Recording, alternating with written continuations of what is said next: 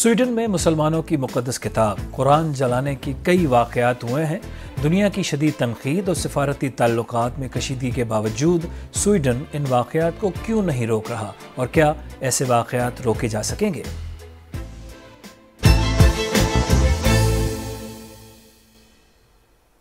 कुरान पाक को स्वीडन में कई मरतबा जलाया गया है। इसकी वजह से मुसलमान ममालिक में शदीद दुख और गुस्से की लहर दौड़ गई है और स्वीडन के सफारत खाने को निशाना बनाया गया है। मैं हूं जावेद सुमरो और आज सैरबीन में हम इस बात का जायज़ा ले रहे हैं कि स्वीडन में कुरान जलाने के वाक़यात क्यों रोके नहीं जा रहे।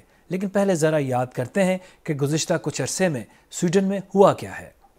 स्वीडन में कुरान नजर आतिश करने के वाक़यात का आगाज़ 28 अगस्त 2020 को स्वीडन के तीसरे बड़े शहर माल्मो से हुआ, जब वहाँ पे एक स्वीडिश निज़ाद डैनिश सियासतदान रास्मुस प्लोडन ने कुरान सोजी की।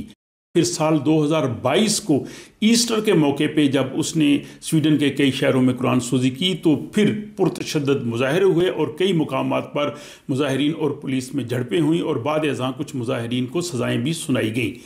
इस साल 21 जनवरी को जब रास्मुस प्लाउडन ने स्टॉकहोम में तुर्की के सफारत खाने के सामने जब कुरान सोजी की तो इस वाक़े ने आलमी ज़राए अबलाग की तवज्जो हासिल की।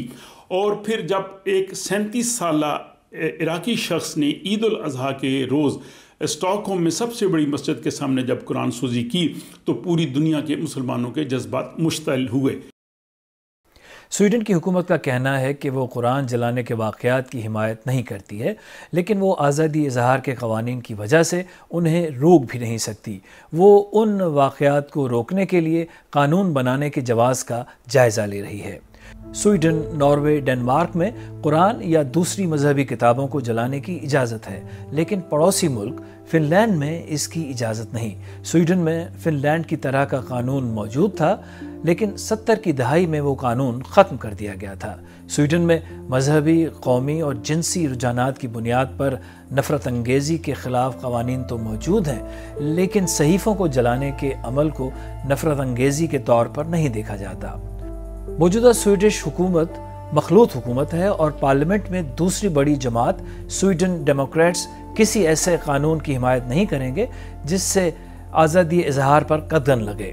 वहाँ अदालतें माजी में ये फैसला दे चुकी हैं कि पुलिस किसी को सहीफ़े जलाने से रोक नहीं सकती। कुरान जलाए जाने के वाक़यात के बाद कई शहरों में अवामी एहतजाज के अलावा पाकिस्तान, तुर्की, ईरान, कतर, सऊदी अरब, मराकश, कुवैत, UAE, उर्दन, मिस्र, इराक समेत कई मुल्कों ने सफारती सतह पर एहतजाज किया और बाज़ ने स्वीडन से अपने सफ़ीर वापस बुला लिए। अक़वाम मुत्तहिदा की ह्यूमन राइट्स काउंसिल ने एक पाकिस्तानी करारदाद की मंजूरी दी है कि रियासतें मजहबी मुनाफरत फैलाने वालों की सरगर्मियों को रोकें और ऐसे लोगों को सज़ाएँ दें। मुसलमान मुल्कों की तंजीम OIC ने ऐसे वाक़यात के ख़िलाफ़ रुकन ममालिक पर मुश्तरका इक़दामात के लिए ज़ोर दिया है। कैथोलिक ईसाइयों के पोप फ्रांसिस ने कहा कि मुसलमानों की मुक़द्दस किताब की बेहुरमती पर उन्हें दुख हुआ है। चीन का कहना है कि आज़ादी इज़हार के बहाने एक सिविलाइजेशन को दूसरी से लड़वाने की इजाज़त नहीं देनी चाहिए। यूरोपीय यूनियन, बरतानिया और अमेरिका ने भी इन वाक़यात की मज़म्मत की है और ख़ुद स्वीडन के वज़ीर आज़म का कहना है कि कुरान को नज़र आतिश करना नामुनासिब था। मगरबी ममालिक का कहना है कि वो फ्रीडम ऑफ एक्सप्रेशन या आज़ादी इज़हार पर कोई समझौता नहीं कर सकते।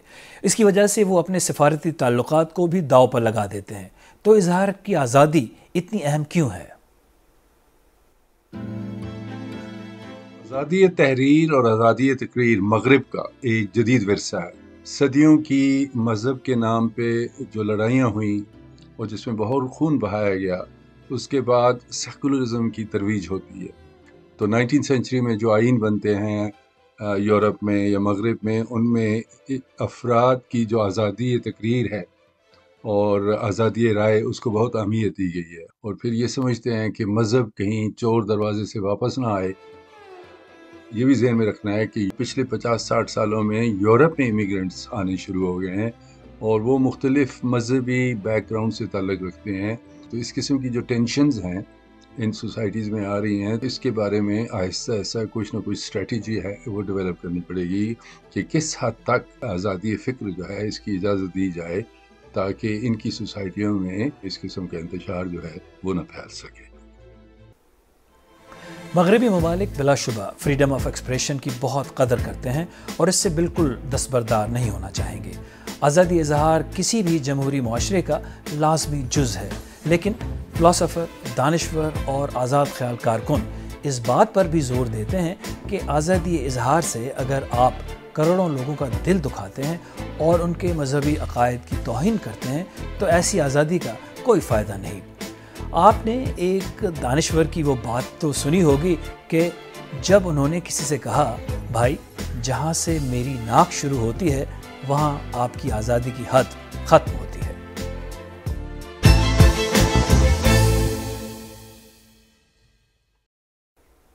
آپ کو ہمارا پروگرام پسند آیا تو ہمارے یوٹیوب چینل کو سبسکرائب کریں، بیل آئیکن پر کلک کریں، اور آپ سیربین کی اور بھی ایپیسوڈز دیکھنا چاہیں تو یہاں کلک کر کے دیکھ سکتے ہیں۔